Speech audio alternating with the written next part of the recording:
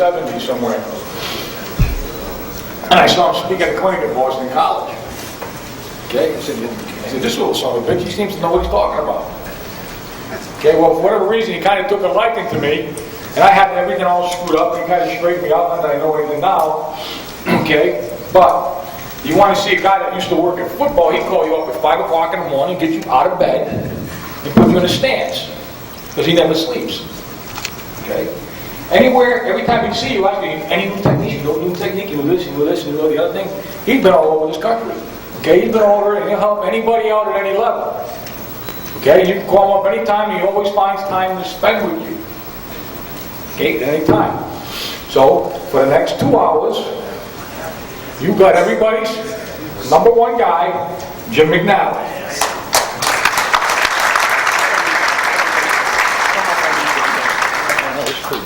Do I need this thing? Just put it in the pot. I got these glasses. I've had 2 cataracts operations. I'm 52 years old. They say it's an old man's disease. Okay. Okay, guys. This thing working? I gotta wear these little fucking glasses here. Excuse my language. Honest to God, I couldn't tell you what everybody said. What all there's to be said. Eddie, how you doing? Joe. I got a lot of friends out there. When I was my clinic, I'd go up and shake everybody's hand. It's Bob's clinics now, so Bob, you got to shake everybody's hand. Fellas, what we'll do is, I'll just talk about a couple of drills, and then we'll just kind of vacillate. I got some notes, and if you guys have a question, stop me, all right? I did things 15 years ago that I taught Wiley to do that I forgot I did. And I'm saying, I'm writing this shit down today. I must have moved road. Give me coaching points, and I gave him. I said, that's a hell of an idea. You know you're getting old man, that's for sure. Let's just talk about a couple of drills here now. Yeah. I need my buddy Dave McMichael, just for a second here. A couple of drills that, here's the kind of drills I'm in now, okay? These, honest to God, here's the kind of drills I do now. I got 2 guys, and they're going to block 2 guys, okay? Like this, and we block them. You know what I mean? These 2 take these 2, and they step here and block them, right? I used to do 30 hours of drills every day. But I used to go on the boards 15 minutes and stuff like that. They says, Coach, that doesn't happen in the game. That's somebody still let me driving down those boards for 15 yards. So what I found is that sometimes you can get more after you teach them the basic fundamentals. Do your drills like what happens in a game. Like I'm the center, and this is the right guard. We've got to block a 2 technique and a middle backer. So we do our techniques in blocking that guy. The more you can get 2 for 1 or 3 for 1 or get everybody working like Bob does with his boxes, I think you get a little more out of it than the exact progression that you take this step and that step. I think what Paul does and what I do in spring practice or training mini camps is good, but when you get into the season, you need to block what you're going to see and the 2 guys blocking the nose guard and the backer and those things. That's my opinion. But a couple of drills that I think are real good that I still do is we do a finish drill, okay? And it's just a very simple one. We fit the guy in like Dave here is the defensive guy, and he's broken down, and I'm locked in here, and I say feet, and then the command I use is drive, and we snap up and lock out the arms, all right? Then we say finish, and the defensive guy waves, he might spin, okay? He might knock my hands down, and the blocker has got to maintain contact. And somebody had this drill on earlier. He's got to maintain, as he goes this way, and I go this way, I've got to keep changing directions on an angle. Not necessarily just shuffling, but you know how you drive a guy upfield and then he moves, and then you fall down. So you've got to be able to keep your base flat and adjust with, like, I don't know who was doing it today, but they said, well, if you're all flat-footed working and the guy moves, you can turn, change directions, and so forth. And then at the end, I say finish, and that's that last little shove that Bob did where you give it that last little push. So we say feet, drive, finish. One time you can spin, the other time you can have a linebacker and go out at the linebacker and he olays you, or you can lock yourself into a linebacker that's trying to swim or get away, some of those things, but you can invent. Now the other thing you can do with a finish drill, let's say you're locked into a, like Jimmy Hannafin. had that drill where that right guard came off and really, boom, double teamed that guy. Right there, we may be isolating a finish. You see what I've done? Just like Dave is putting pressure on me with a bag, I'm that right guard, Jimmy's guy came off the ball. Just that part of stalemate. Really a finish is when you kind of get stalemated and nothing's happening, and they have a tendency to get their feet close together, spread the feet, get a base. So a finish drill when you're working with just your forearm might be work a base. Another one, you're on the back side, okay? And occasionally we do this ass block where we come and rip. Well, the guy pushes here and flattens us out, okay? So just go ahead and do that. Get bracing yourself and fighting when that defender pushes on you is a finish. You know, you do the drill, here's a fucking ass block, here's blah, blah, blah, but you don't really isolate that part where the defensive guy stalemates you, or it's a freeze. So I think you can isolate that last little finish. We just tell them take 2 more steps. You know, I'm blocking a linebacker. I'm in here working, and then just 2 more steps. Finish the drill with 2 more steps. So I talked about feet drive finish, and then I talked about finishing an individual drill like a blocking technique to the last 2 or 3 steps. Have I lost anybody on that one? Just a finish thing. Okay, gotta look over here, see what the fuck we got. All right, now, one of our better drills that we use, I got 3 kids and a wife, occasionally go to church, so I only cuss at clinics. Okay, now, a drill that I've always done, and nobody talked about it today, and maybe it's not, a guy named Jerry Womford taught it to me, but target drill, your eyes on pass pro. Shit, this drill is one of the first drills I learned, but you know a guy will come out of a stance, and the defensive guy, and he's head faking him, and oh shit, you're missing the guy. The most important drill is to focus your eyes, big eyes, like a big frog, and open those son of a bitches up. You might take a guy 2 years, shit, he's always missing a guy. Well, he'll figure it out sooner or later. But if you teach him how to keep his eyes open, and generally your best target is an inside target. Dave, bend down. I'm just vacillating now. That's a good word. I'm just making this shit up. You know what I mean? This is good stuff, but I didn't even know if I was going to talk about it. You know what I mean? I just saw it written down on one of my little notes. You know, I wasn't not as organized as these guys were. Whatever. So I'm just, you know, I'm off the cuff, man. You with me? All right, now, this is the right guard. This is the right guard. I have a 3 technique. Don't get beat inside. Here's your best target. Right there. There. All right. Where's there? I guess it's right that little thing that goes right down your sleeve. That's where you should concentrate your eyes. Well, let's say some guy, you're looking at your film, or the kid's getting beat outside all the time. Well, then put a target here. You know what I mean? You have to focus your eyes. If, oh, geez, coach, I just go out and block him. Well, that's great if he's a great player. But if your guy's missing him or he's slow moving, there's a good chance he doesn't know how to get a target. Here's how we get a target. Okay? This guy right here has got, we put a little pencil bag between his legs, just enough to pick up his feet, and then go ahead and break down and put your hands up. And we just kind of, you might have a ring on your finger, you might have a piece of tape, or just a finger. Now have him move, just go ahead and move, okay? Move your feet. All right, here's the target, all right? He's watching the target. See, I'll give him a little head fake, all right? Just a little drill like that. He's got to keep his eyes on the target. Then I might do it again. Then I might move a little bit. Then I give him a head fake. Then I might knock his hand down, all right? And then we're working here, working. I might move him backwards a little bit. Here, I give another head fake. Then what I do immediately is go to a live drill. Here's the blocker. Get down. I'm a defensive guy. We're in a stance, right? Go ahead, get it. I'll say set hut, and I'll slant inside. All right? He gets his target right now. He applies that drill we just did with the big eyes where he opens them, and then get down here. I'll say set hut, and I'll slant inside, and he's got this target. All right? Or I might, okay, let's do it. Set hut, and I might do a little mirror. But what I'm saying is I try to take the drill we just did, which is a little target drill, and apply it to real use. And every day we just might do that a little bit until you think a guy at least knows how to focus his eyes. Is there any question about a target? Generally you take an inside target, right? A center generally has help from, say, a left guard. Not always, but if the center would have set this away, I'd pick the target right there. But the target is either inside or outside armpit. I guess you could say underneath the chin, but again, inside is where you're going to get beat. Any questions? Okay, let's talk about the next thing. All right, let's talk about, why don't you just sit right there so I can get you when I need you. Here's a real interesting thing I'm looking at, pass pro. Pass protection, right? The footwork, right? You can say, oh, just get in front of the guy or move your feet. But it's a real, when you watch guys' feet, they move all kinds of crazy ways, right? And here's what I've been really studying over and over again. And this is how we coach it. We say, okay, guys, if you want to protect the inside, you do not want to get beat inside. You got a guy in your inside eye. You got a nose guard that's tilted. I got a 2 technique, and he's bull rushing like a bitch inside. I use what I call a post.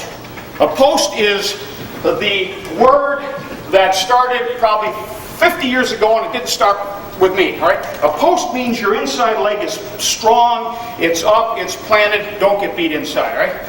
But really when you post, let me show you. If you don't want to get beat inside and you want to protect the inside, you've got a hard post. When I say hard post, when I'm in my stance, see what my shoulders did? They moved. Now I didn't lean, but watch my shoulders move. All right? I've got all the weight where? And that inside leg. You see what I'm talking about? If you want to take away the inside of somebody, you've got to move your shoulders. You've got to put all the weight on that foot. All right? I know this because I used to post like this a lot. Just take a little, oh, I better protect the inside. That motherfucker would go inside. Well, what good am I doing that? He's here. I'm moving, but I'm not moving hard enough. Are you with me? Have I lost anybody? If you want to take away I'll give you an example. We're playing Pittsburgh's defense. They got these 4 techniques, and they slant into 16 guys the other side of the ball. You couldn't stop that slant unless you just fired out as hard as you can, knowing they were going to slant. So you have to hard post those guys, because sometimes your guard might be pulling out of the line, and that tackles one-on-one on that 4 technique that's pinching in. So we've got a hard post. David, up here. Now, this is not bullshit. This is exact footwork. I got a guy in a 4-eye, and he's blowing that gap, this jumpy gather. Some bitch is on the inside. If I just kind of step gingerly, is that a good word? Or gingerly here, and he shoots right into there, I never stop him, right? So I've got to use a hard post, boom, right? Then this foot can come, and I can keep strong inside foot. The point I'm making, if I post the guy, okay, and I really do it properly, where my weight's there, and he goes back outside, I got to push the weight back off that foot. Because if I go here, and I go there, I'm screwed, all right? So when I put heavy weight on this foot, and the shoulders move, boom, and he circles me, I've got to push off that foot and bring it back. I don't drag it back. I can't, you know how you say you drag it back? You can't drag it back. You've got to push it back, all right? Example, a 2 technique circles outside, or he makes an outside move. Any questions on that? Okay, let's talk about another thing. If we just want to protect the inside, but we're not sure the guy's going inside. I don't know why. So, hey, shit, I don't want a hard post. He's in a little bit of a tight 3. Now we just pick it up and put it down. We call that a P. A P. So, boom. Post. You just move that inside foot, right? But you know what happens? Because I see him do it in the film. When that son bitch slants inside, you know what you got to do to really stop him? When I go like that, you got to do it again. You with me? Because in order for you to, boom, you got to get that inside foot moving again so you get your weight transfer. If you just go boom and you try to shuffle, slide, you're still not as strong.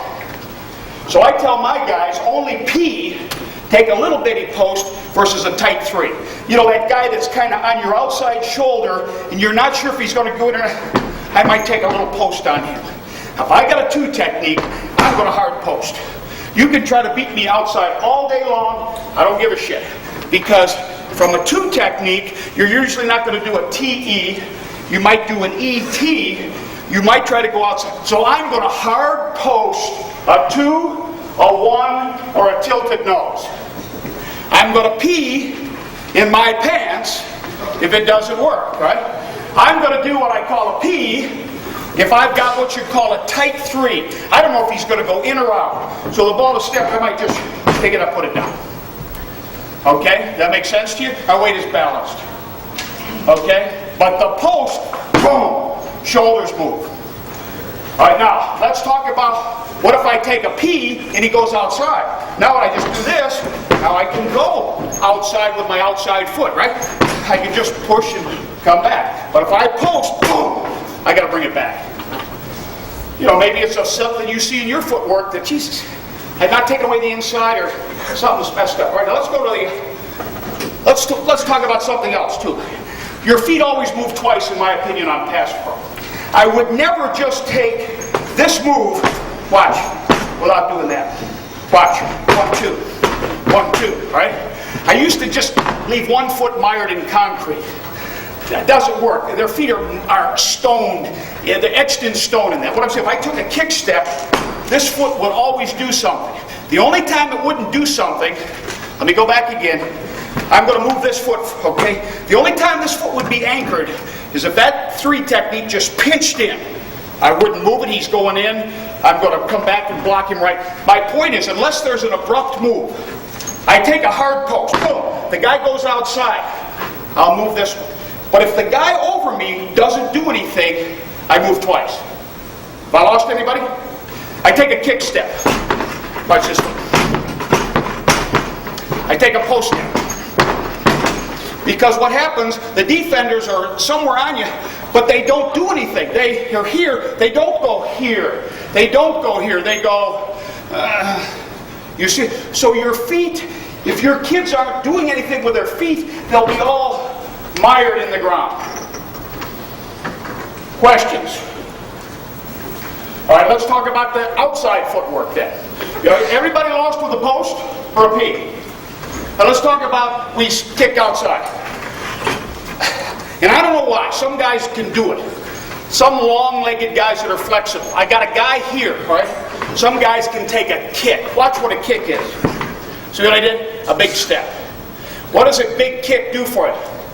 Keeps you lower. You can see that. You cover more ground. This guy named Jerry Wampler, who was a great coach, he started all this kick step, power step. His theory was, the farther you can reach, the sooner you get there, the more ground you can cover and you stay low. In deference to somebody who would teach something like this, itty bitty pee-pee steps. My point is, some guys, when I got a 5 technique, can gain more width and cover all the guy. Can cover more ground, can get over there faster, right? That's a kick. Most of the time, though, the most natural thing is what I call a K. All right? I just picked it up, I put it down backwards and over. It's just a little kick step, right? It's the same premise as a post. All right? If this guy was a tight 3 technique, and I just K'd, just picked it up and put it down, and he went in, I could go now. But if I took a big kick, and he went in, I got to bring it back. The same thing as if I took a hard post and he goes back, I got to bring it back. But if I just peed it and bring it back. Now, if you think this is a lot of bullshit, I can't understand. Oh, fuck, I could never. This is the shit that happens with their feet. So you don't want to step too far sometimes. Sometimes you got a slow guy, you can't take those big steps. You need to take shorter steps, etc. What happens a lot is, I got a guy right on me. So let's say I hard post him. And the guy just kind of does this. This foot does this. All right, and then he may go back outside, right? Then the foot may move again. What I'm saying is, you may see here, all right, and then this foot might drop. And so what I mean, the feet move in a lot of different areas, but we only hold the post, okay, if the guy comes in right now. Then we bring it back and go to it. Or we go K and go to it. If the guy just doesn't do anything, the feet move twice.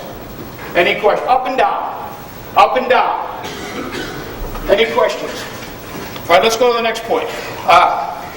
Some things that are real problems, and any coach in the NFL will tell you, they have problems with an offensive tackle blocking a wide guy because they turn their shoulders. And then if a tackle backs straight up and he's not very strong, they get bowled right into the quarterback. And the fucking quarterback coach says, why is the tackle so soft? Okay? So the different things with the feet. I'll give you an example. I got a guy named Brockermeyer, the left tackle. He could not get himself from here over here with any technique I used. So here's what we used with him. We copied it from Zimmerman. He stepped up. When he stepped up, he had momentum to push himself back. And he got back like a bitch. But you know what the problem was? He's on his heels all day long. Are you with me? Let me picture it on a right-handed stance. Okay? Fast guy. You got to get over and back. Okay? And you can get your ass back. But you're kind of back on your heels. Because here's what happens. When you put all the weight on this foot, all right, all you can do with this foot is bring it like straight back. What you really want to do is get over here a little bit. You want to get width and depth. So the best way you can do it is like a guy like Jackie Slater. He does it like this. Okay? He takes a kick, and then this step, not a very big one, and this step goes back, back, back. But you know why you can move your feet like that? Because when you move this foot, watch. See where the weight is? It's on the instep. As soon as you put the weight, you watch your guys. When they kick here, I bet you let them, they're doing this like you think they're, but they put the weight on that foot. When they put the weight on that foot, all they can do is back up. You're with me now? They've moved this foot and they put all the weight on it, even though they're not supposed to. Then they've either got to go. When you don't put much weight on this foot and do it on the instep, you can move this foot over and back. I don't know why. I'm just showing you. Watch. As soon as you put more weight on this foot, you're all fucked up because you got to go here, here, or here and back, then your feet are all twisted. The point I'm making is when you take a kick step, the outside part of it, have your weight balanced. Put the weight on the inside of the foot. The only time we put the weight heavy on a foot is the post. The post. All right, all kicks or Ks, whatever. If you do what I said Brockermeyer does, who's a good player for us, we call that an angle B. He steps up. Are you with me? Then he has trouble getting over here because he's like on a tightrope. You'd like to get your width and your depth as attacked. So what we do is, if you got a guy, I got a guy named Skrepanek that's going to be a real good player for us. He's a real big guy. You couldn't take giant steps with him. He's more little pee-pee steps. Okay? So everything is short, short, short, short. The point through the whole thing I'm making is pass pro, wide guy, second step, over and back. This foot, here, here, here. Lag behind him. Let him beat you around the corner, then turn and push him with the one arm like Paul Alexander was saying. All right? As soon as this foot does this, watch. If you play against a good guy, you're dead. Your shoulders are turned. Now you got some guys that don't know how to take advantage of that pass block, and it looks like your guy's doing it well. Yeah. What I'm saying is, we call the inside foot, when it goes sideways, like Paul was saying, we call that a sloop. Like if I go like this, I'm dead. TE game, this guy can bull this shoulder, he can bull, but you see what I'm saying? Because so when you guys are asking your guys to kick out here, if this foot is dragging like that, slooping, you're going to turn. You might as well do this. Here's what I figured out. If you're going to sloop, if your guy or you coach kick, slide out like this, speed it up. He's wide anyway. You understand what I'm saying? What I call a semi-jump. Do that thing that you're trying not to coach, but speed it up and you'll get on the guy a lot quicker. That's what we call a semi-jump. We want to go out and get that guy, right? We want to jump on him right now. Well, instead of doing this, where you're going to turn, okay, it would look just like this. So if you're going to sloop, jump him. There's no need for this technique. If you're going to do that, semi-jump him. You don't have to get there immediately. Close the space between you and that guy now. Then block him. If I lost anybody. Okay? So we got a wide guy, all right? I'd rather get on this angle back here to block him, all right? All right? If use that angle, I'll get there as fast as I can with what I call a semi-jump on a slope. But the inside foot dragging over like that will get you in trouble. The hard thing to teach is on a particularly, even on a 5-step drop, is this tackle lagging behind the guy. Like what happens, this guy will think that this guy's really by him, and they'll turn. So there's that point where keep your shoulders as square as you can, and right about there, wherever that point is, I'm not real good at his neck down here, whatever. Now you can turn and push or whatever. But if you can lag behind the guy, let him be, and then whatever that is. Because when these shoulders turn, I can be underneath, blah, blah, blah. Is there any questions what I'm talking about? Now, let's go to the next point. If the guy's not going to come inside, and all guys are different, and I just teach these to my guys and I say, you pick one. What's your personality? Some guys can move from here to where we want them to be better doing this. Watch. I move my inside foot first. See what I just did? Okay? Now what you got to do is widen your base a little bit. Then the weight's more on this foot. Okay? What I teach you to start with, everything is... What I kind of teach is a little bit of a tilt. Because these offensive tackles get out here and they want to reach for a guy. So I kind of teach them to tilt the weight inside. That's what Jackie Slater does. He's one of the best pass blockers I've ever seen. And what he does, he must have went out and wanted to reach for a guy somewhere along the line, and somebody says, we can't cure that habit. So tilt your weight inside. So if you're drop back pass blocking and your tackles are doing that, just give them a little bit of a tilt. Okay, their shoulders are square, all right? You don't want to get back on your heels, but again, tilt the weight. You never want to lead. Like we said earlier, the ankle and the knee want to go ahead of the hip. All right, is there any question? Now, if you've got a guy that's never bull rushing you or squeezing your shoulder, you can back up all day long. Problem I got is, my left tackle, who's a rookie, who did a good job, he said, boy, I like this technique, Jim, right back up. And then all of a sudden, these guys, right into the quarterback. But he didn't feel comfortable getting out in here in space on the guy, because he was too close to the defender with moves. So I got to do a better job of either getting him to move his inside foot first, back here, or doing this kick back thing. Any questions? Am I losing anybody? Okay, the other thing is that when you get in your stance, 2-point, 3-point, if you're going to move this foot, you ought to shift your ass inside a little bit. But a lot of your guys, when they step, they do the same thing. They put the weight on that foot. Your weight's inside, so you can kick that foot without much weight on it. Okay? And you can tell, because you can see that foot, and if it goes like this or like that, they got the weight on that foot. Is there any questions about a kick step, a post step? When we bring the foot back, about the feet moving twice. Paul Alexander did a great job today he showed you how the guy's here, and after you step, rather than reaching for the guy, take one more step to get in front of him. That just gave me an idea here. Let me use Dave here. We play a guy named Tony McCoy from the Colts. Got a terrific inside move. You know, we're always saying, oh, get your hands inside. Pass block.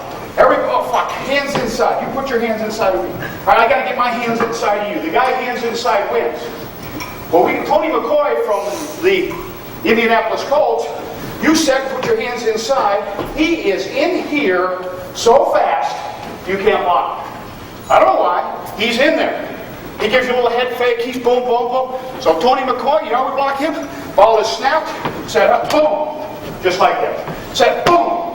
That's the first thing, boom. All right? High hard post, boom. And then boom. Now we might not always get this hand, but we clamp the back of the pad. You understand what I just said?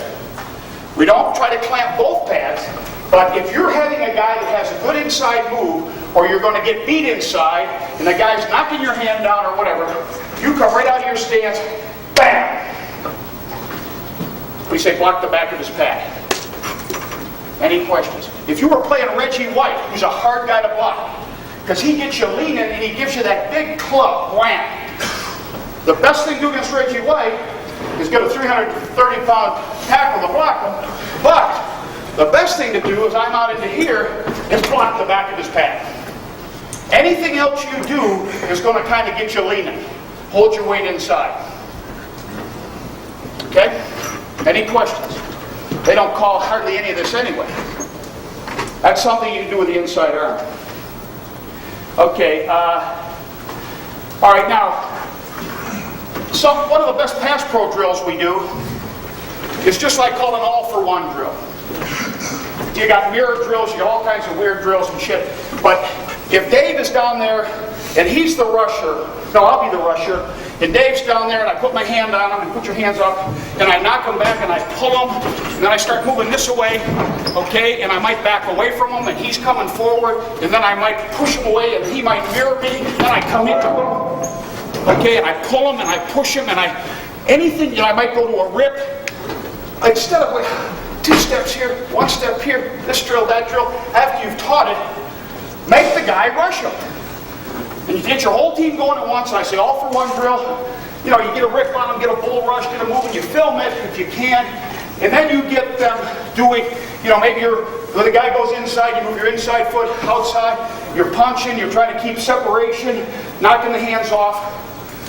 But, okay, little combative thing, and I may have some of that on film. Okay, I'm going to put a little tape on here. I don't really know what's going to come off it, but we're going to do it. All right. Now, a lot of these guys I took last spring in what we call our coaching drills. 3/4 of them aren't even here anymore. But it's the only drill film I had from the Panthers. Okay? But it's good stuff, I think. Where's the thing here? Yeah. Huh? Who? Picture. Yeah. All right, we're just going to start bullshitting around here. All right, now, this is a guy named Baron Rollins. You talk about a stance now. His base is a little wide. The knock-kneed demeanor. You see how the knees are in, the toes are out, he's flat-footed. He can pick his hand right up off the ground. Well, this is a big guy here. Let's go. Here's a guy. This guy to me has, I don't know if it's a perfect stance. There's Daryl, Jimmy. This guy here is one of the greatest football players that ever played. He was too stupid to make the team, though. I'm dead serious about that. He fucking would jump off sides. He didn't even know the fucking snap count. But boy, he could do drills. But anyway.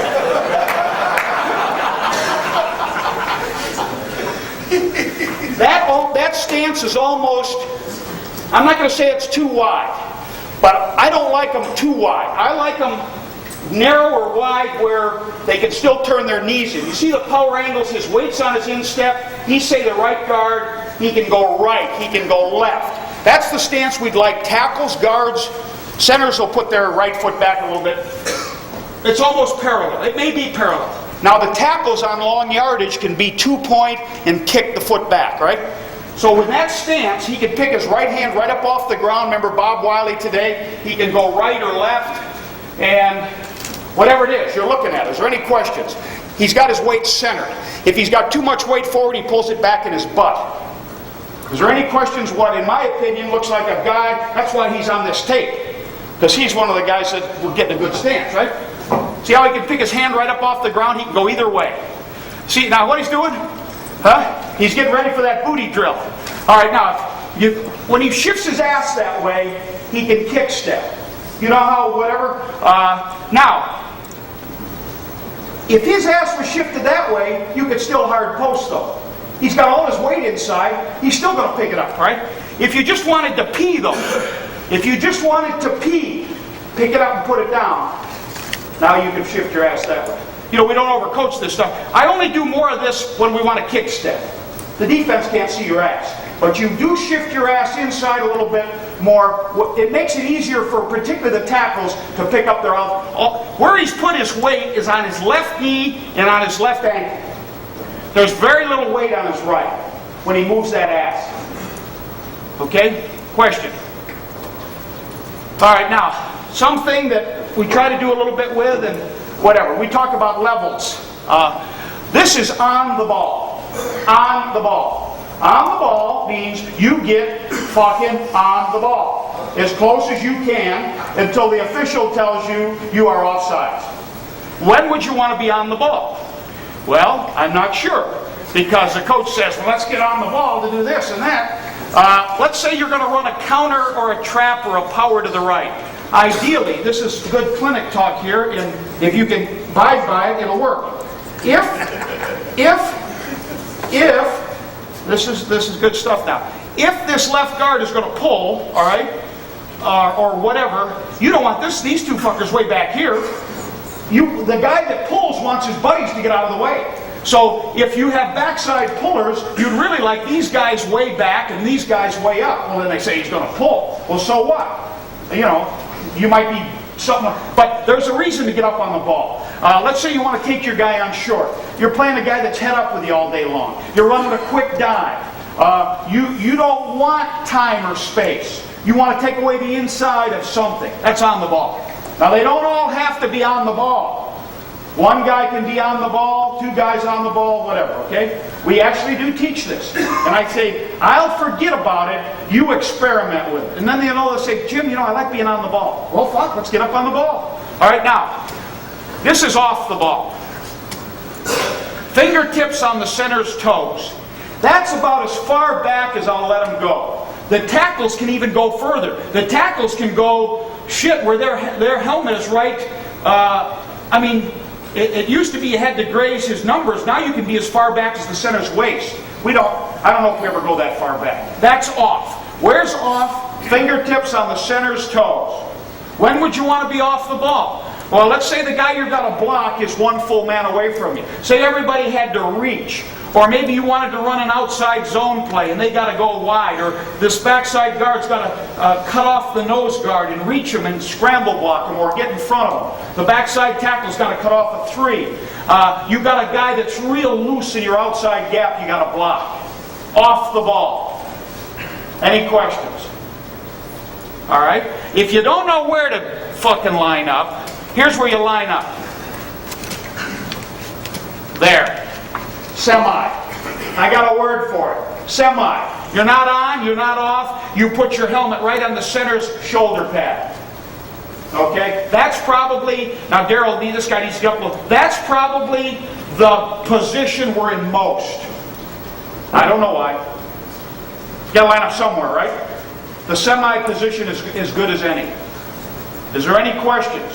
You can use levels. All right? These guys might be maybe these guys are in a semi position so they don't give away a pull, and these guys might be up on the ball on Jim's counter or power. All right? Okay. All right, now this is just, you know how this thing here is sitting in somebody's parking lot somewhere. It's called a Crowley. All right, now, initially, when you first teach the flipper or the forearm blow, and I don't have the whole progression here, but if this was Jim Hannafin who spoke on that power play or that counter play, and he's double teaming the three technique, he's the left guard, he's going to double team with his tackle, and that guy's on his outside shoulder, this would be what we're going to hit with. I feel that when you're only going to hit with half your body, because your eyes got to look inside, you're stronger than putting two hands on the guy, you can't see inside, using your outside forearm or flipper.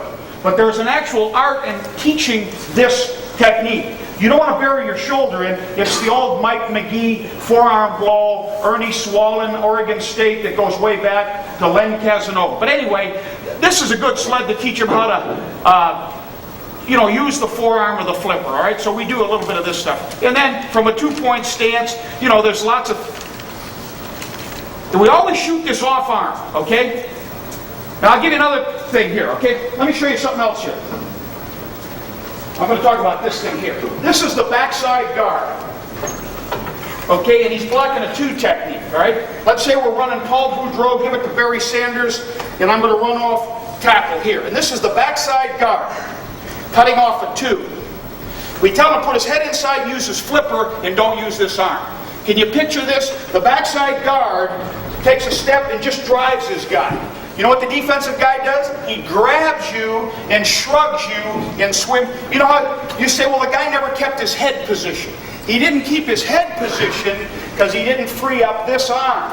They want to stick both hands in, which gets the head. They think they got their head position, but when they put two hands in, the defensive guy grabs this and swims over the top and tackles the guy. If I lost anybody.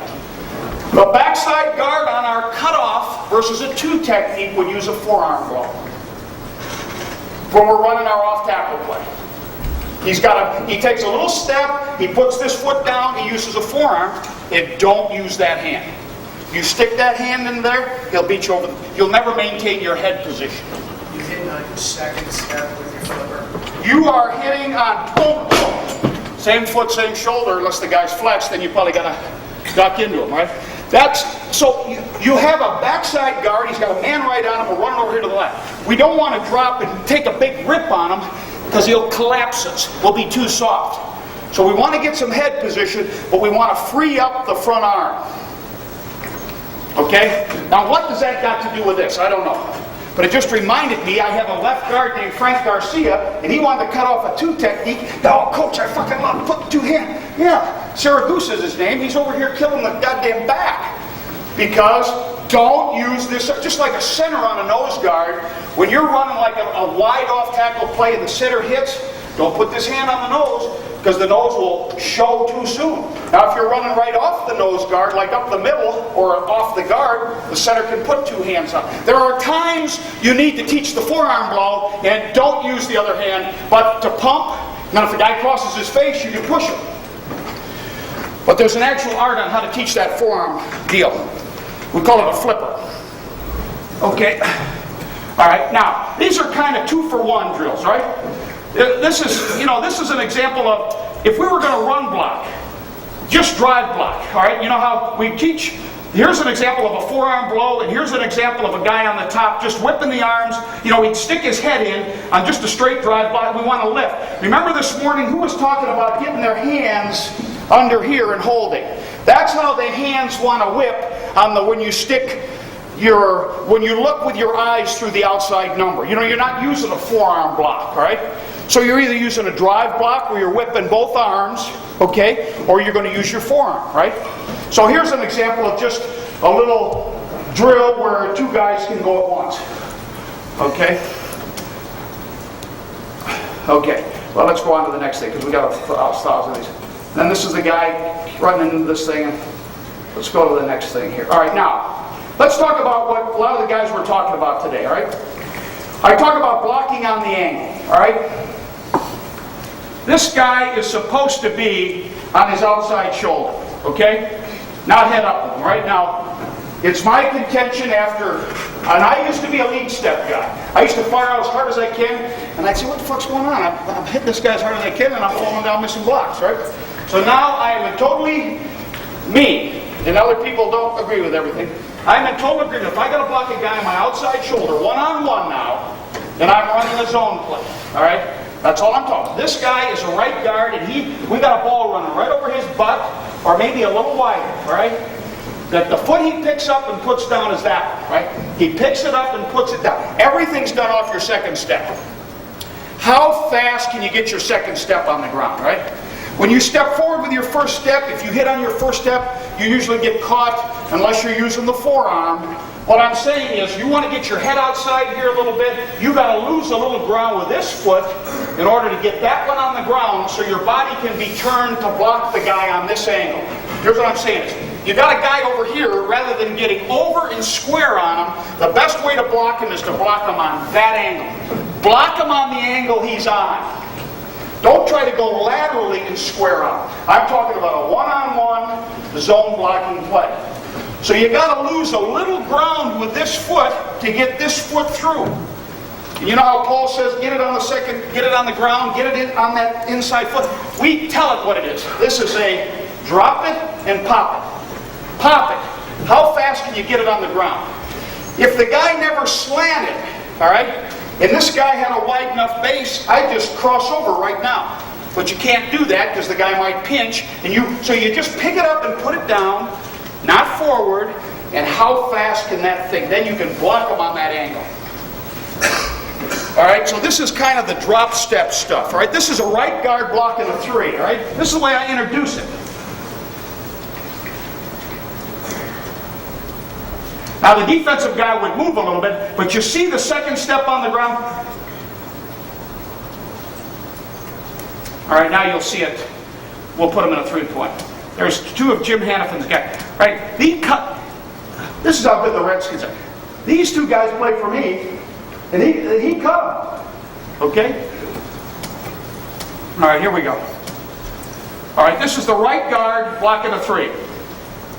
Now this guy's going to move a little bit. He's not going to just stand there. But you see the angle? Now, the whole thing with this drop step business, everybody thought, well, when you drop step, you go backwards. This was the question guys talking to you. Well, Jim, they're killing us. Shit, teams are, your upper body always moves. You're not drop stepping to, fuck, hey guys, your upper body is, you're lunging, but you're just moving your foot back a little bit, all right? Back a little bit, all right? You only block on the angle. Now we actually tell him to put that foot slightly inside of that foot. Okay? If we were going to block a play right up the middle now, a play right up the middle, we might just take a little parallel step and go forward. But when we want to move this guy, we block him on the angle. All right, here's. Now assume this guy's going to move a little. Question. All right, here's another guy. This guy didn't quite, he was kind of halfway in the middle of stepping forward or whatever, but you got the picture here, right?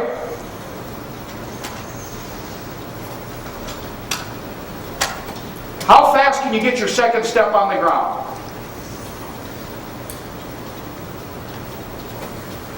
All right, this is my ultimate duck. You're talking about all that duck stuff, this guy doesn't even play. He's a snapper. You talk about a duck-footed guy, flat feet. Why is it McCoy? Because he can only snap, but he can do drills.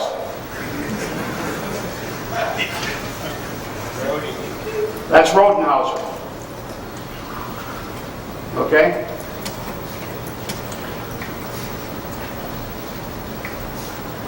Now, if we were going to run right up the middle, his second step could go there. The only reason you take this little, pick it up, put it down, is if he goes out, you're on the angle to block him. If he slants, you can redirect off that step.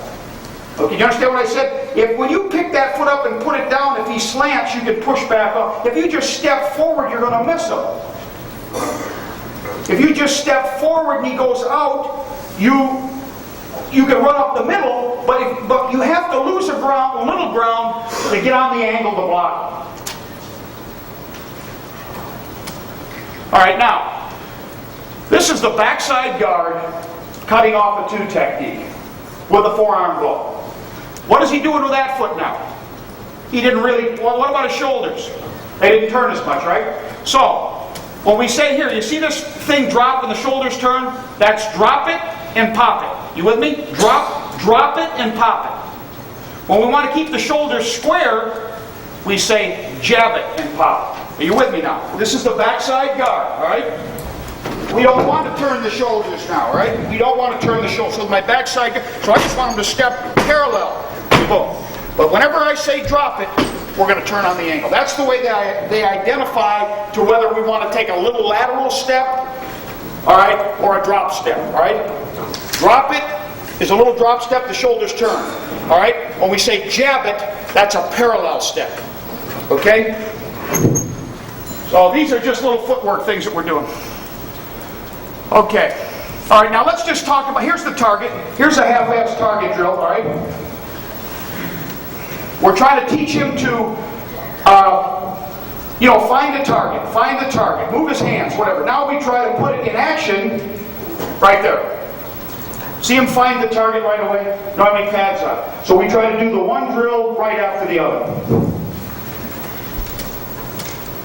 And he's trying to focus on that target, which is generally an inside target. All right, these are some things down some boards here. All right, now, let's just talk about the right guard, all right? Forget the right tackle because he's doing it wrong. If we run our 2-hole play, and that's a play over the right guard, and we think that defensive end is going to pinch, we call wedge. But the ball is going to start right over the butt of the guard, and it's going to come in here. If this guy pinches, okay? We don't want the ball to go outside here. If he pinches, we want to shut it off and the ball runs right here. Now if he goes real flat, the ball will go outside. So this guy's footwork is called a wedge. Watch the right guard. Okay? Now, if we want to run... Okay. I'm sorry. All right, now, if we want to run the 14 play, the play that we're going to read him, then he steps behind him. Watch the right guard.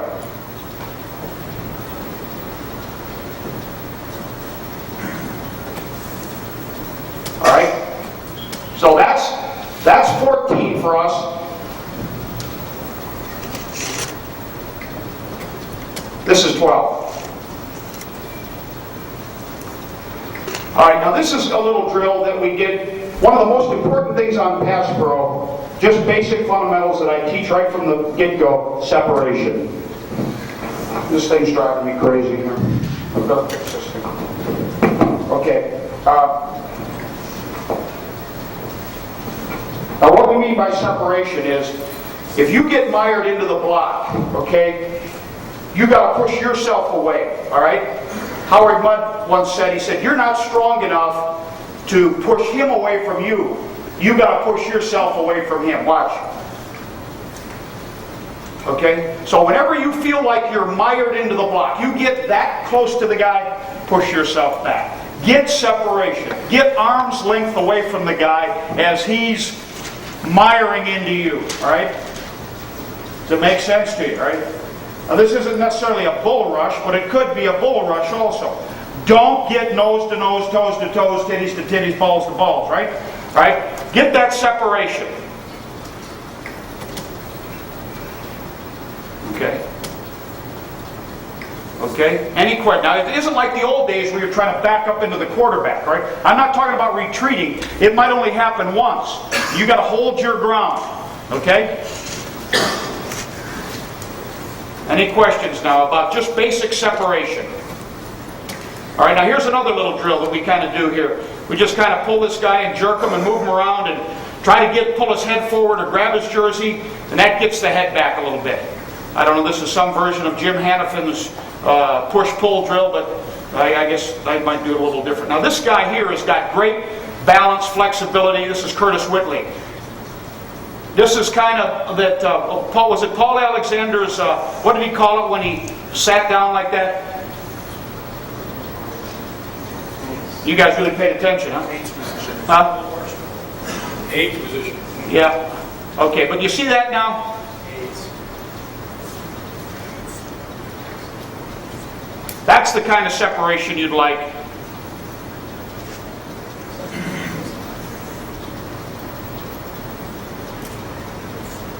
So it's kind of an all-for-one mirror, tires them out a little bit. Now, this is just a quick set drill. How fast can you set and get your hands up? Now, this guy was standing straight up, and they were putting their helmet right in his chest, so we were trying to get him a little lower. But this is how fast can you set and get your hands up?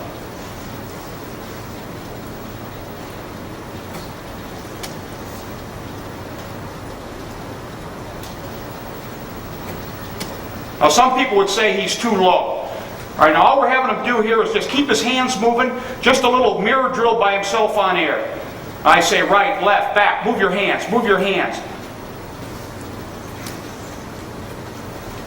Just any little drill. All right, now here's how a center sets, all right? Let's say the center's got help from his left guard. We call it a left in, all right? Because the left guard's going to help the center. All right. If the center's got help from the left guard's going to step over with his right foot and get foot to foot with him. The left guard's going to hard post. Well, if nose guard's head up, he might just pee. If it's a tilted nose, he's going to use a hard post. But the center's got to set away from his help. Because we always want to help towards the what? 3 technique if we can, or the center needs to know where his help is. If I lost anybody. Now the center's strongest hand is his left hand. So watch what he does.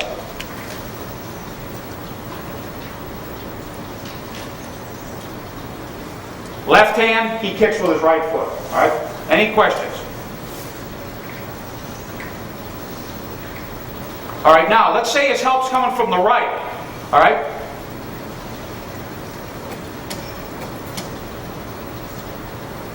Which is still his fastest hand. Which is still his fastest hand. Left hand. But which foot is he kicking?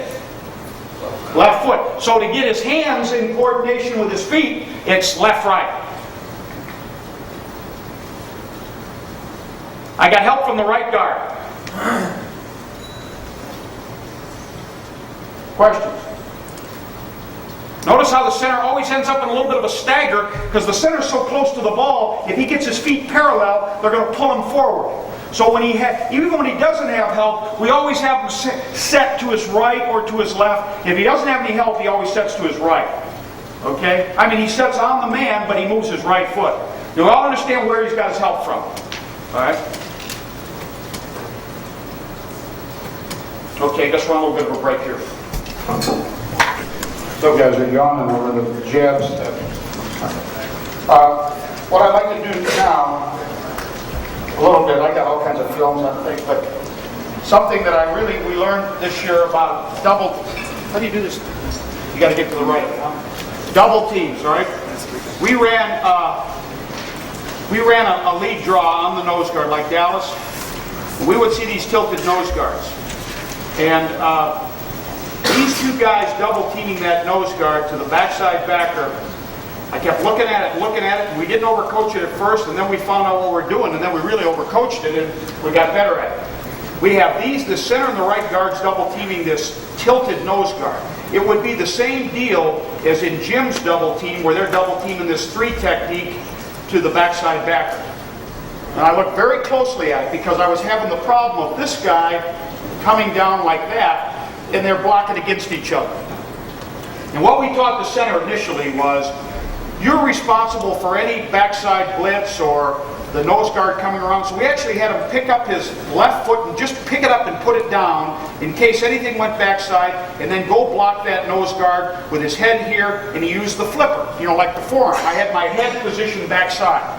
And I kept looking at it, and Curtis Whitley, who is a terrific explosive center at the point of attack, he wasn't taking that step with his left foot. All he was doing was lunging off the ball. The point I'm making is, and this is because I've seen it on the films, that the most movement we got on the double teams was when the post man just lunged, uncoiled, off both feet, all right?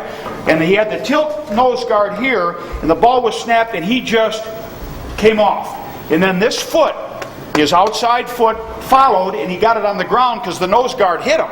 So that foot couldn't wander in midair, but the surge of some of you guys say, well, how do you come off the ball? Well, if you knew the guy was never going to move or slant, you could just fly off the ball. Your feet don't even move. So the technique that the center used, and the nose guard was tilted on this shoulder, is he just came off the ball, and then when the contact was made, his foot hit the ground, but he had a surge. And then I looked at the right guard, and it was this Matt Elliott kid. And what I was trying to teach him to do first was kind of take a little step here and double, and that wasn't working. Then I said, well, go ahead and take a step right forward with that foot. And then I really looked, and you know what he did? He just lunged, and the upper body went first. And of course, the nose guard was right there. So he ran into him. And then you know what foot really moved first? This one. And it looked like this. Why don't you come up here, David? So you can just brace me a little. This would be the tilted nose guard. And we're double teaming him with the right guard in the center. So this right guard, this is how close he is to me. Because you know what the right guard did? He got, what level do you think he got? On the ball. This guy's in the gap, so I tell him when there's a man in the gap, there is no gap. Don't take away the gap. So he got there, he kind of moved down, and the guy's right on him. So he came off the ball. Ooh. That foot's the first foot that would move. And then the center would come, this nose was breathing, come off the ball. So we had 2 flippers, ass to ass, boom. So it reminded me about Jim's double team. He's got this 3 technique here, okay, and here's his right guard coming off the ball, bang, okay, and here's this right tackle that I'm having a little problems with, coming down and blocking. So I'm thinking now, titties to titties, balls to balls, boom, boom, uncoil. If this guy's too far away from me to double, Like say we wanted to double the nose, but he's head on with the center. We block against each other. He's too far away, so we take the front side guard and we move him laterally before we double team. So I'm thinking the same thing. My tackle comes up. I want to run Jimmy Hannafin's double. The guard tackle feels uncomfortable. He's too far away from me. Boom. That little time you might waste just moving laterally, I think will save you time in the end because you'll get shoulder to shoulder. The point is, I'm going to take a look at just lunging to get shoulder to shoulder, coming off the ball, because your upper body will make, if you try to step, you don't get there. You know, I'm stepping to close it, but it isn't like wham.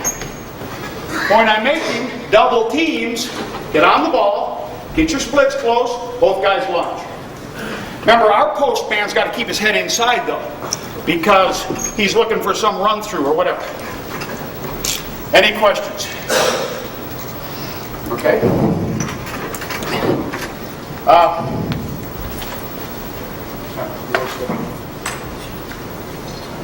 We have a couple of different types of double teams now. Like when we run, one of our plays we like is like a lead draw play. And when we play this defense with a 3 technique and a Sam and an end and a tilt or a nose and a mic, we run the lead draw and this guy goes in and isolates him. We got to double team that guy to him. On that double team, we would always have our right tackle move laterally, like pass blocking, because it showed pass. Okay? Because when the quarterback drops back like that lead draw, we shuffle that tackle before he goes in to punch that guy. Where if we ran up Jimmy's play, the counter or the power where we're pulling the old guard, this guy would just come off and a lunge, or he might do that lateral technique if he's too far away from him. All right, any questions on that? I'll tell you another thing that I learned this year, that when we're double teaming, sometimes we double team the center, okay, to the backside will backer, okay, and like we'll double team the 3 technique to Mike, okay, and we'll double this guy's to Will, all right, he'll block him, and he blocks him, and the lead back blocks the Sam. We run the lead draw play, whatever. This is an interesting double team back here between the center and the right guard, or the center and the left guard. That backside guard now has got a 1 technique. So picture this: the center and the off guard have got a double team, a 1 technique to a backside backer. But if this guy runs through here, he's got to come off on him. But if they go shoulder to shoulder, he'll split them. If you go shoulder to shoulder on the front side, it doesn't matter because you can let the linebacker go. But if we go shoulder to shoulder here, we've got to get him because we've got to get off and block him because the ball's going over here. Well, I mean, this is a different double team than the double team right here. You can spend more time on the down guy and let him go over the top. So what we had to do on this double team, against the backside 1, I'm the backside guard, I'm in a left-handed stance. I came off my inside foot and lunged, uncoiled, with my hand, bang, but my head was backside. And then the center took what we call a direct or a lead step, and he just, boom, and 2 hands, and then he'd come off on the backer and put his head upfield. The point is, this simple little double team I couldn't figure out because I didn't know if I was put my head backside, then he's splitting up, this guy's got to get all of them with his feet and his body and his head leg, and this guy's got to push him back to him because this guy's got to come off late for this guy, but he's got to have his head upfield on him. Where when this tackle comes off on this backer scraping, he can put his head underneath him. You what? If we double team this guy and he flows, you don't have to pin him. So all of our front side double teams, I'm moving around here. When we double team on the front side, whoever comes off for a linebacker lets him beat him, puts his head this way and pushes him by, and the ball goes inside. We don't have a double team on the front side where the guy coming off tries to get this position. Because what happens is I'm in the way. We'd rather put our hat underneath him and turn him back over the top, and there are bigger lanes to cut up the middle. Don't be in a hurry to come off on the double team. Push him by the hole. The tight end would do the same thing when he doubles with a tackle on the counter. When he comes off of the back linebacker, put your head underneath him, push him by the hole. Don't get your body in the hole. Here comes the running back, you're right there. Put your head underneath the guy. Question? Yes, but we do it all on our front side double teams. Like, you know, the tackle and the tight end that we're double teaming on Jim's counters. He said gap step, boom, double, and now the tight end comes off for this backer. We want to come off, put him off. You're the backside backer flowing. We want to put our head here, or let's say he's kind of just hanging in there. We want to put our head here, whatever. Because we're trying to force the ball almost up the middle. We're not trying to force it to hit that exact hole where, since our doubles are going this way, we're not trying to exactly hit that hole where the double is. Double, make the guy bubble over the top. The point I'm making is, this guy can't do it here. He's got to come off and get the position on him, because the ball, we're taking advantage of this double team. It may go here or here, but it's most likely not going to go behind there. So it's a different double. Any questions on that? When we double team on a draw now, double team on a draw where we'll show pass, we pass set a little more, okay? But that's the difference between those doubles. Okay. All right. A little thing that we picked up from some people.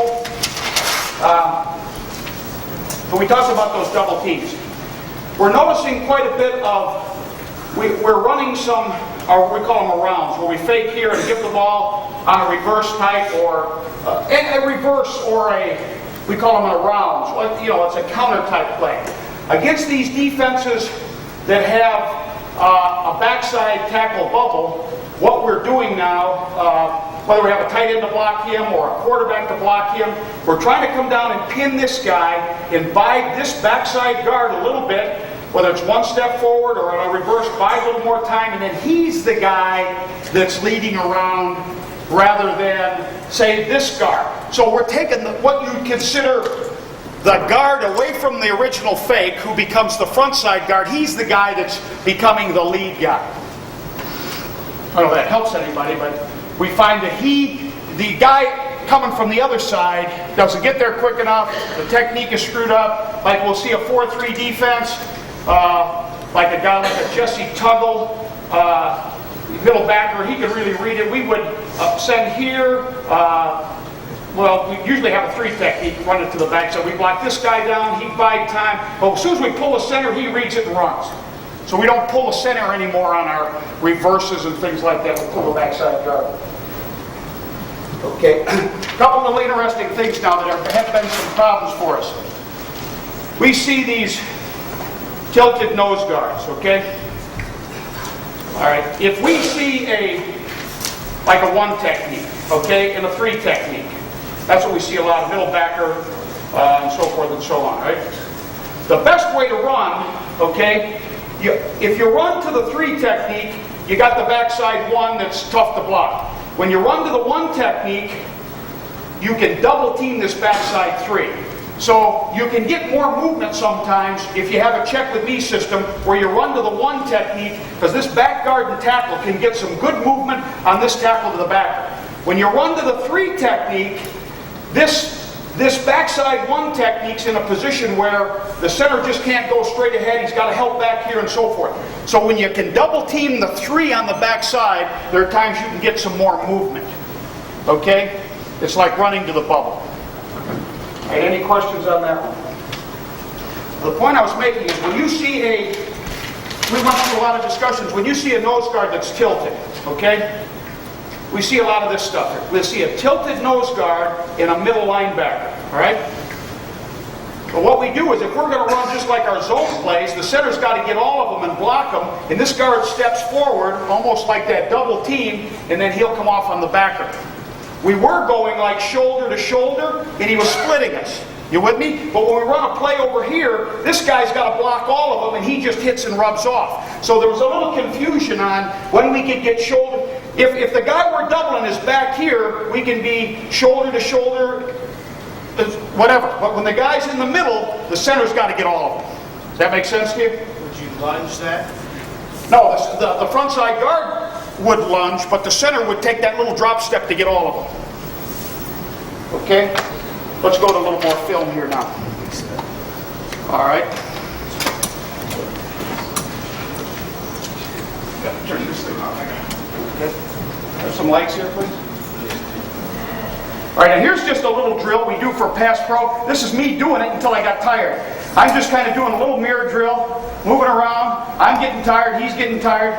Just kind of a little mirror. All right, now here we're talking about the same old stuff that I've always taught. You see that inside move there? Is that a P or a post?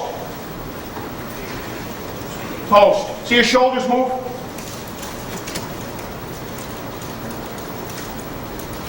That's a hard post. He's got all his weight inside. Then he goes to the power step, right? That's the strong inside, take away the inside move. All right? Okay. All right, now. See the shoulders? That inside foot, you only do about 2 of these because then the whistle blows or the play's over. But that's the attitude on the inside foot. All right, now here's the kick.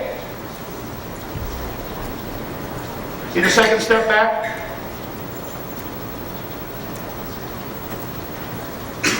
All right, now here's the center. Here's where the center, he's got to get over there and block a 2 technique, or he's got to block a tilted nose guard. The centers, they want to reach, they want to take one more, they want to reach to punch the guy rather than take one more step back. Now, if you knew that guy was never going to come in because the center's got to snap the ball, what technique do you think would be the best for the center to use to get over there? Which foot would he move first? His backside foot. You with me now? The center can't get there fast enough, in my opinion, moving the front foot, because he's so far up on the ball. So what we usually teach our centers, if they got to block a guy that's real wide, is to hop back and move the inside foot first. Okay? We're just trying to give the example that we would let him kick versus a tilted nose, because sometimes the nose guard that's tilted comes back the other way. But this is just an example of the center getting his second step over and back. Back, not sloop. You know what I mean by sloop? Sloop. Don't sloop. Don't drag that thing over and turn your shoulders. You got to get on the angle.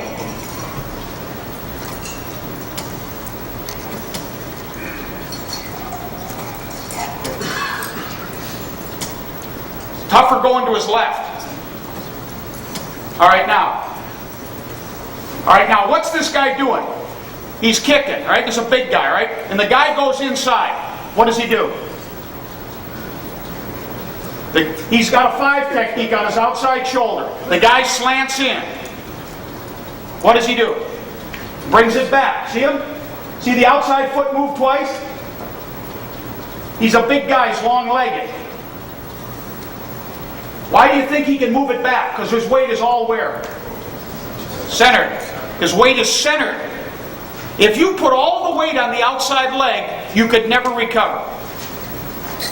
Now what if he just took a little bitty step? He could go right back. But this guy, what he's doing, he's taking a kick, which is a bigger step for him. He's a 6'9" guy. And when the guy goes in, he's got to bring it back.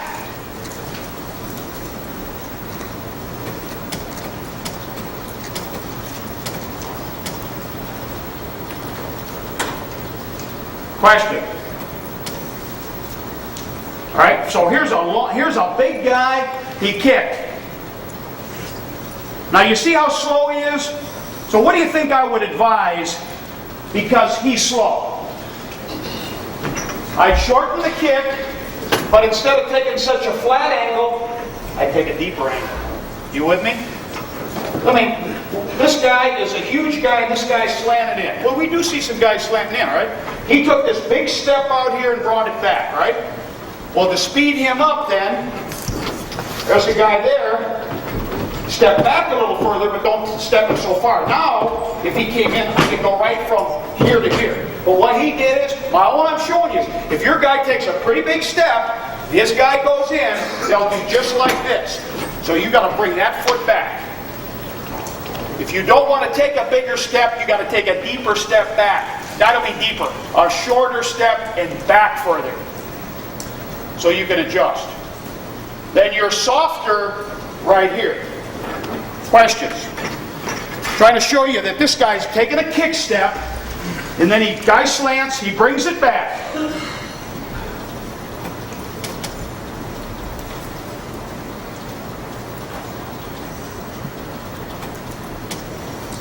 Okay? All right, now, he took a what kind of a post? Hard. He's got to bring it back.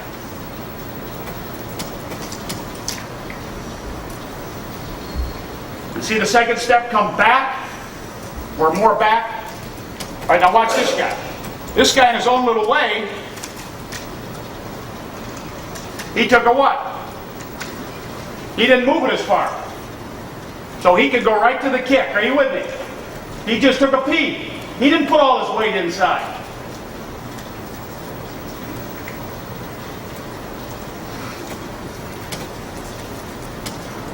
Okay, now here's some of our zone blocking things, all right?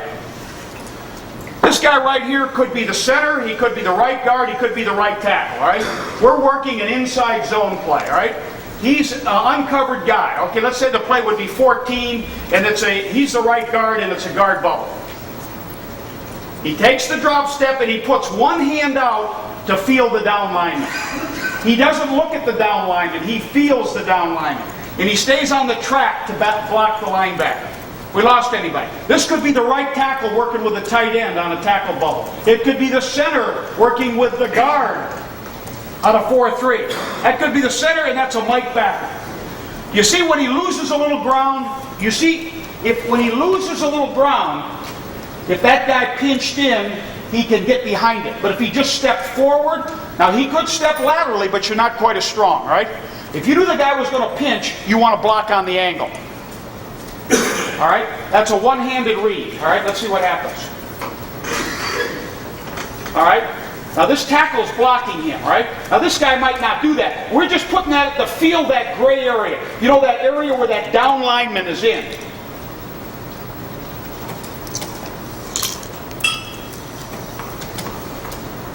There it is. Do you see why the uncovered guy's got to get behind his buddy? Because if this guy slants, he'll split him. If we're running that play up the middle low, we don't care, right? You know the play that I said, we go up the middle and we step forward. This is the wider belly play. You see that step? See a second step on the ground? We want to make him move. Now here's the center. This is a one, say this is a two technique.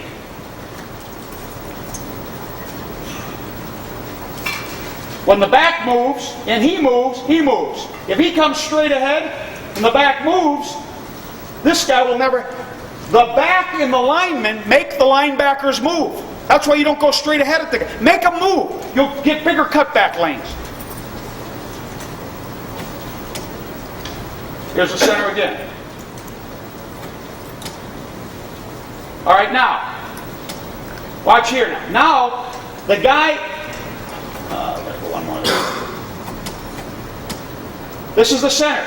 This is the middle backer. He flows. He goes from one to two hands. The linebacker flowed. The down guy played in that gray area. Now the uncovered guy goes from one to two hands. Now he sticks his head in the down guy. He drives, creates a bigger cutback. Question. If I knew this guy was always going to do it, because this guy's in the gray area, I'd just go now and double him. Does everybody understand? We're zone blocking. We don't know whether to block the down guy, go straight ahead at the back. What I'm saying, when you look at the linebacker and he runs, that tells you to put two hands and double him. He might hang in there, so you only put one hand out. Anybody confused? Bring it up. Stacks going like the whole... If we had a stack, if this guy was over here, we'd start with two hands, but we always look. The only guy that buries himself in there are people on the backside, like the center. We'll see it the center here in a minute. All right, here's the center, right? If this guy was a one technique here, a one, we know he's going to flow, then the center would put two hands on him right now. But he'd still look at him, because sometimes the middle backers sniff. But the backside guard, I'm jumping around here, I know I'm losing you guys. The backside guard, I have to turn, can we turn them both on at the same time? All right.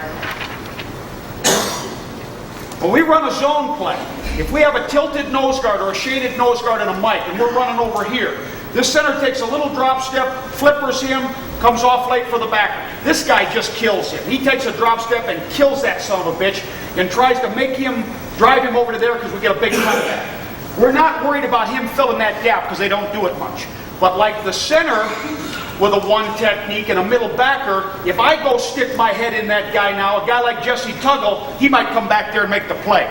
So the center puts two hands on a one technique as he's reading, and then if he flows, he buries his head in. But on the backside, I'll give you another example. When we see a backside three in a backer, all right, and we've got a zone play over here, he goes like that, but he just kills him. He doesn't worry about him running through. Now he'll adjust to it or we'll make a coaching point for the week. But on the front side, we don't stick our head into that guy in the gap. I lost anybody?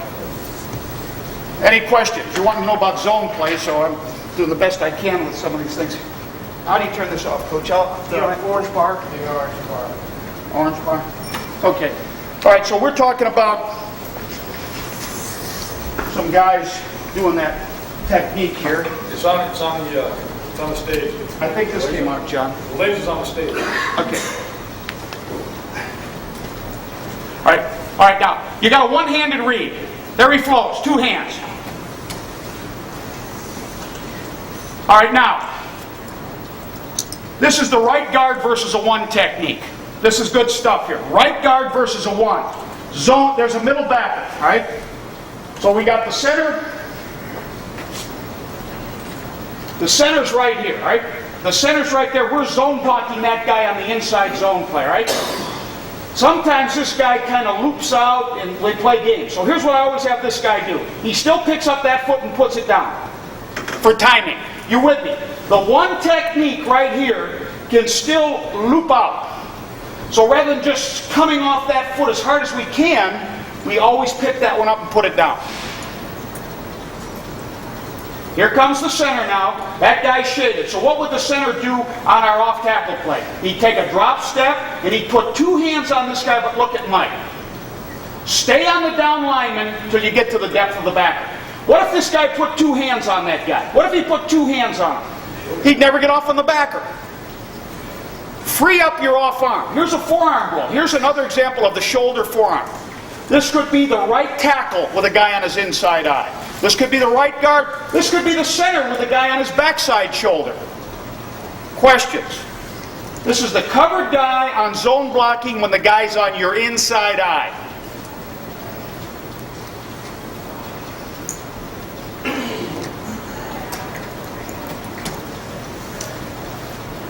Second step is where?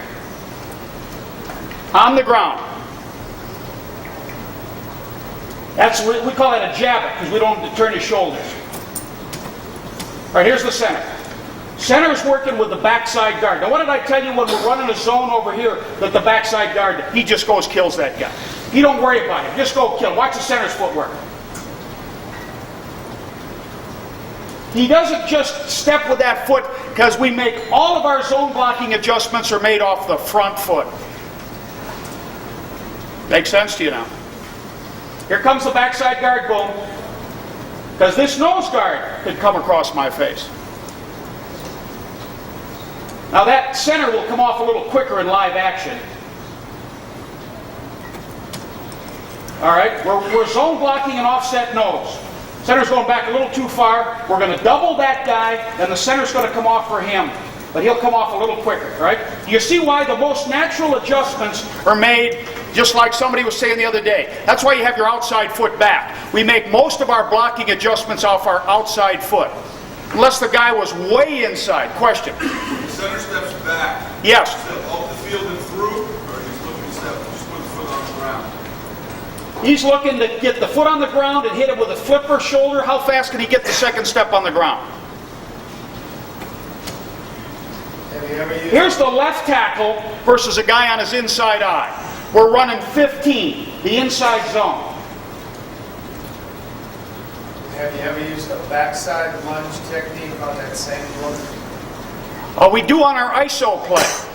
Okay, but that's when, because the nature of the play, we freeze the backers. We have never just lunged on the backside zone play. It's all timing because the back is 6 yards deep. He bides time getting the hole. We don't want to get into the blocks too soon. But this is the left tackle now on a guy on his 4-eye. Because we see these 4-eye guys loop out. So we always balance off that foot. Watch how fast the second step. Here's the flipper. Now this guard would go to 2 hands. Boom. There's a stack. 2 hands. Drop step, 2 hands. My point is, what does the down lineman do when that guy's on your inside eye and just trying to penetrate like a bitch? All right? I wouldn't have any problem coming off that foot. But again, we see enough of these guys that line up with 4 eyes and just subtly when you move, they move. So sometimes you're so awkward coming off that inside foot. Any questions?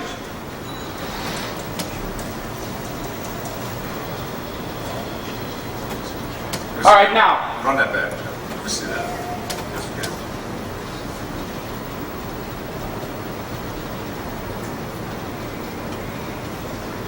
Okay, now these are some angles. And these are where we first kind of introduced these things here now. All right, now, this guy's taking a kick back. This is a right tackle versus a wide guy. See the second step back?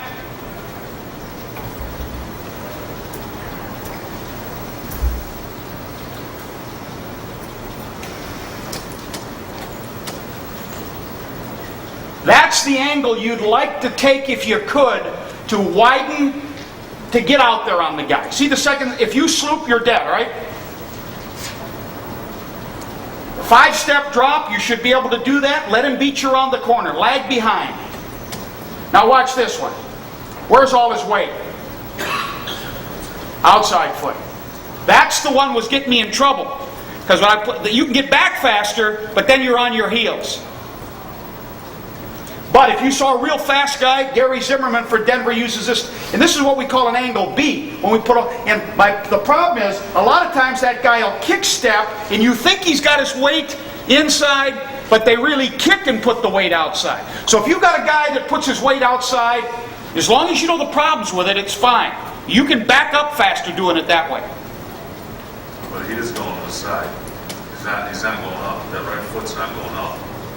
Yeah, but that's different, Joe, than this one. Oh yeah, I see. See what I mean? Here his weight is more balanced. This, you can get more width this way. You can't get as much width this way.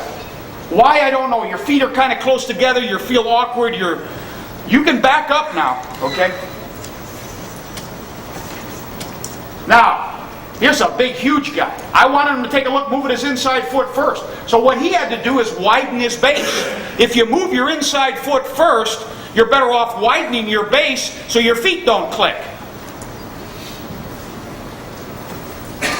Or you'll...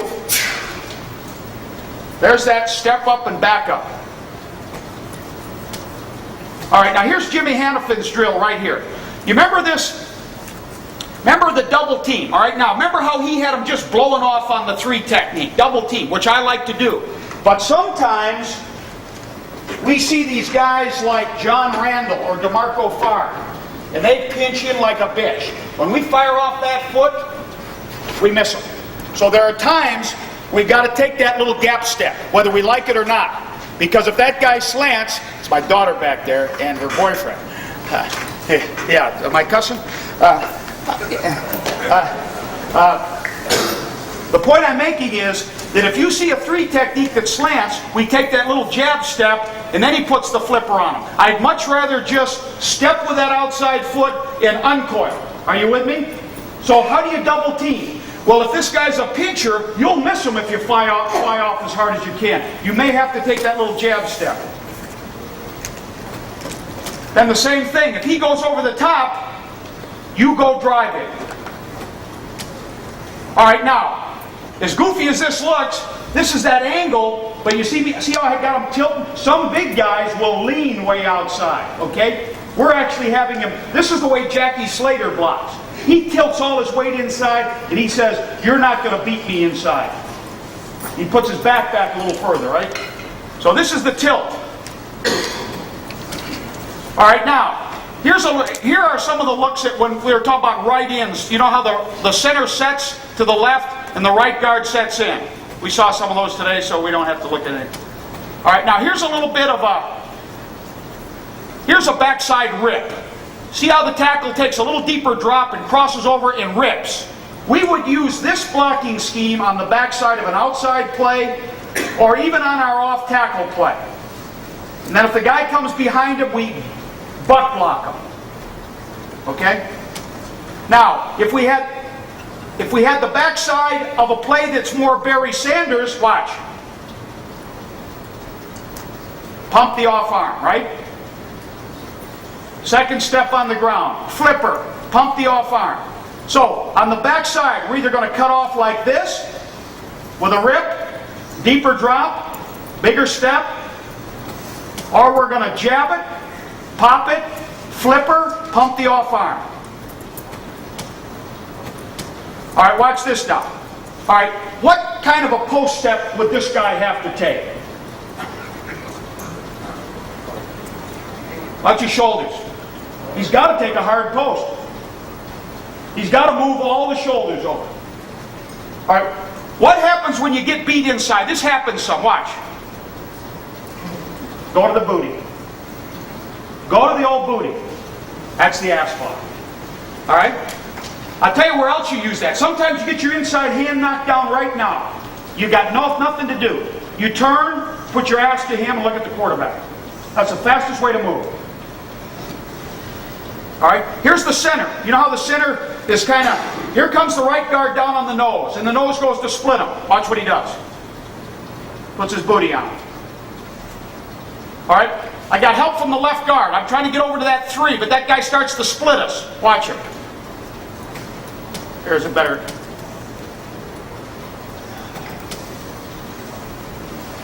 Sorry about this.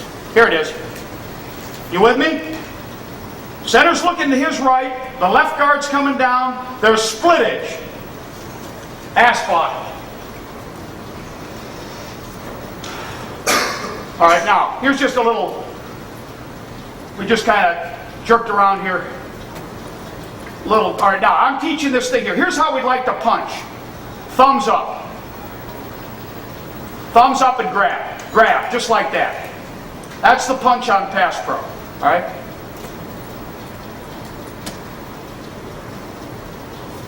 Not bad. Head back, so forth and so on.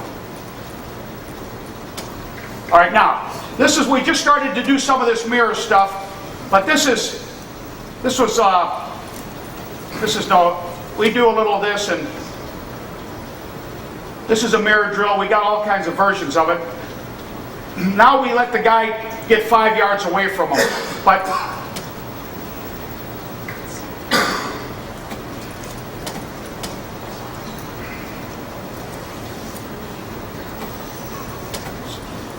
sometimes we do 2 of them. All right, now here's a drill. You know how some guys lean? We're trying to push. This is the right guard or right tackle kicking out. We just push on him a little bit so he won't lean.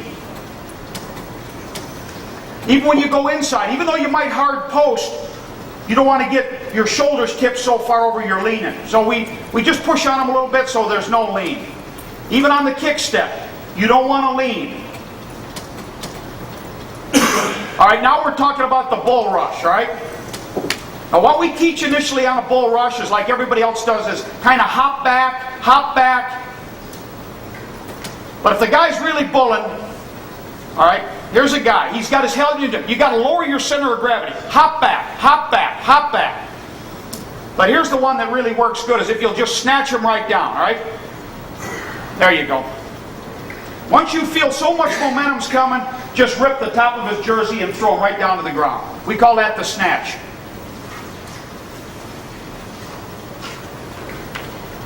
Questions?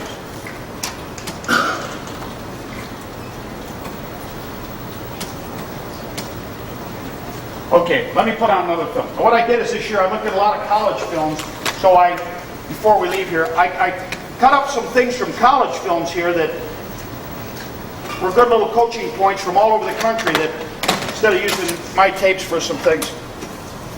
So let's see what we got here. Okay, this is Colorado.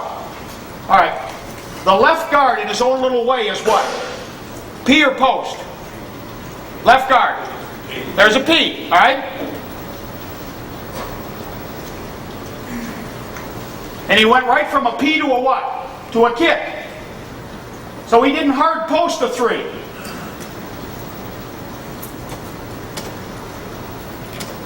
Okay, watch the left tackle now. He had the guy on his outside shoulder. This is Paul Alexander's guy. What foot did he move first to block him? His inside foot, right? So this guy right here felt that guy, if he kick step, because why? Look at his base. His base is kind of wide. What did I tell you before? If you got kind of a wide base, which is the most comfortable foot to move first? Inside foot. This is Ken Blackman right here. See, I know more about Paul's guy than he does. All right? But you see, the angle he got back, he got back. I didn't see the angle. I didn't have one, Lilla. What round did you take him? What round did you, huh? I didn't get one till the 4th. All right, but there's a moving the inside foot first, getting on that angle. All right, watch the right tackle now. I'm sorry, this is not what I'm looking for. All right, now, what did I tell you now? Danny Hope's in here. These are his 2 tackles, all right? Watch this guy. If I could do it, I'd do it this way. Tell me what this guy's doing. He's taking a giant what? Because he's getting his ass out there. It looks awkward. It looks like it's methodical, but that's, when that first started, baby, that's the way you get your ass out there. Take that kick step, it gets out there, and you get there, whatever. And this kid could do it. Harry Stamps Jr. Now, my point is, if I'm going to go ahead and get out there, what am I going to do? I'm going to semi-jump. Remember what I was talking about earlier? If I'm going to go ahead and kick like that, I'm going to go ahead and kick and then get out there fast and get on it. Okay? Because when I take that big kick and kind of slide, my shoulders aren't back or whatever. So if I'm going to do what Harry does that I like, I'm going to get that second step going. I'm going to get way out on him, right? But if you've got a kid that can kick step, you can gain more ground and you can stay low with a big kick, all right? Harry Stamps Jr., Oklahoma.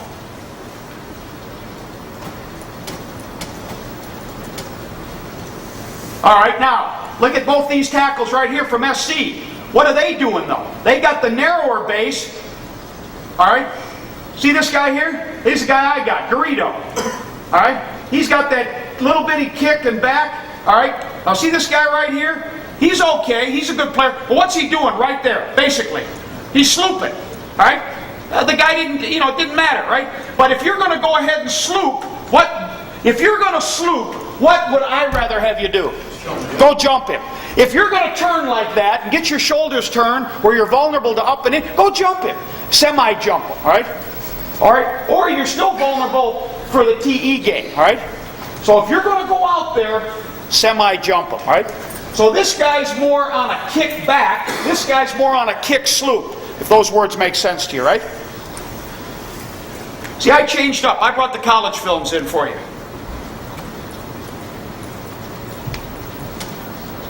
All right, watch this left tackle, all right? I don't particularly like his whatever. Watch, what do you notice about his second step? Back, back. Watch this guy. This guy's always reaching to get the jam, right? But he did effectively, right?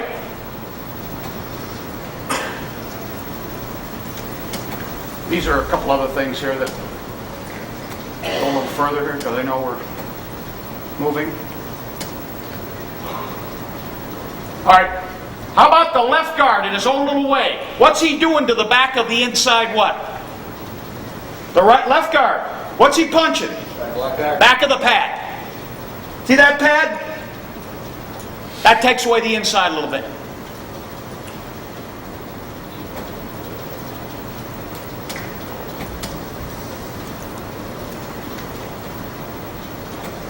just go. All right, watch the right guard from Michigan. This is the best down block I found all year from somebody. And his coach is right here, Bobby Morrison. This is Joe Marinero. All right? He took a little drop step or whatever that is. Where did he put his hat? Right across the bow. But you know where I think he's got his right hand? Right underneath that armpit. Right underneath that damn armpit.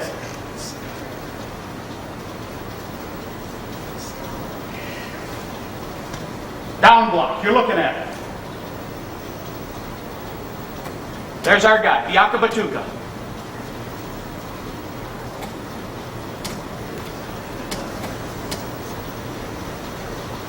All right, here's a Ted block. Here's where the tight end blocks down, and we pull the tackle. Well, this guy was so loose, which foot did he step with? He kind of moved that foot, but really, he more just moved it, but he went upfield.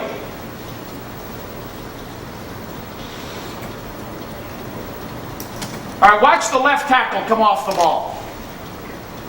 That's Ogden, the number one guy. What do you think he's doing with his feet? Remember, if I said on your double teams, if you knew the guy wasn't going to slant, what's the best way to do? Lunge like a motherfucker, right? Lunge. And if you're only going to use half your body, use the flipper dipper. Watch the left tackle. Now watch it from the end zone.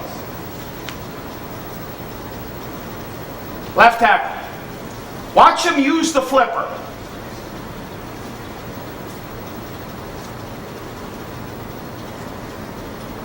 Did he step? What went first? Upper body went first. There's the forearm.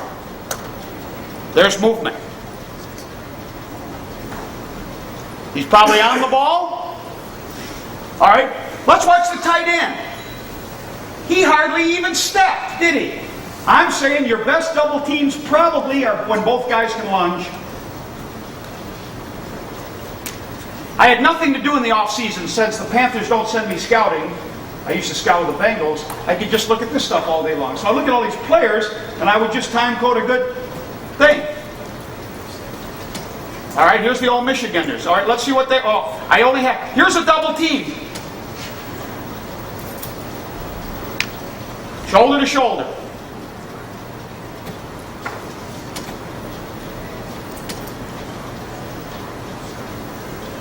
All right, left guard and left tackle double teaming. All right, how about the left tackle? The left tackle what? But he crossed over, which I'm not advocating that this footwork is perfect, but I'm saying is if you lunge or just go and cross over, you're going to get there as a tackle, maybe just as well as gap stepping, as long as the guy's close enough to you. Right?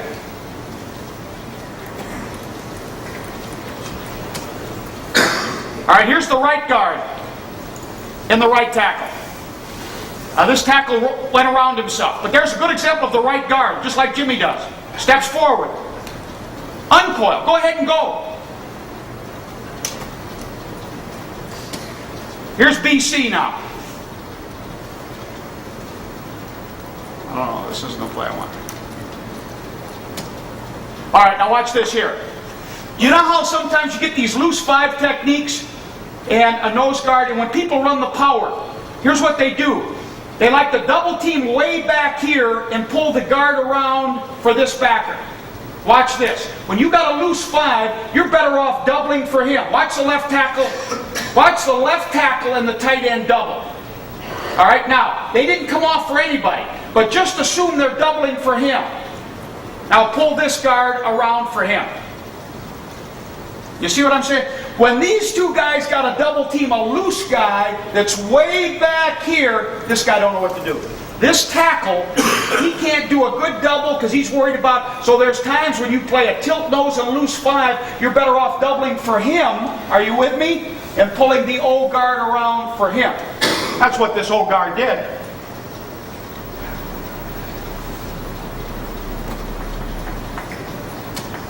All right, now, let me show you something here. You see these tilted nose guards? What we would do is we'd run our zone play and we'd go and block this guy, and then back here you got a problem. What UCLA did is they doubled the nose just for an instance, and that knocked the nose back into that backer. all right, and made the blocks back here a little easier. Then when the ball cut back, the nose didn't free up as much. What we would do is read the nose and go up. What I'm saying, there might be a time if this guy doesn't fill real hard to double that nose a little bit as long as he wasn't going to pinch. That knocks the nose back into this cheated backer.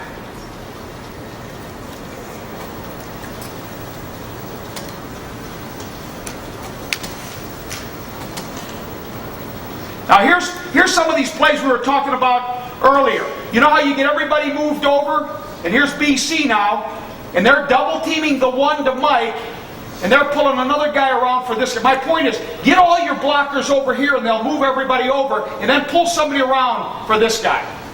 Take a look at it. Attack the weak side of that overshifted defense.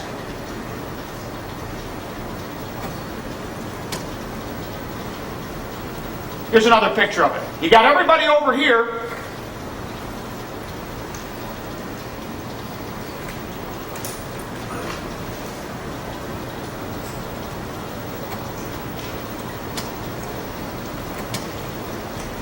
Got a one, got a big hole back here. They do it with kind of a draw.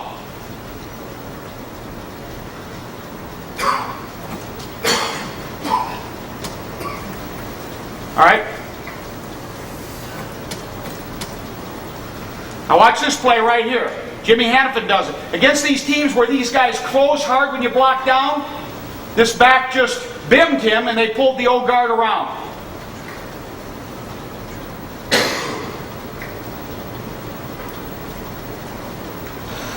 So this is just a little bit of a weak side counter, but instead of the guard blocking him, the back blocked him.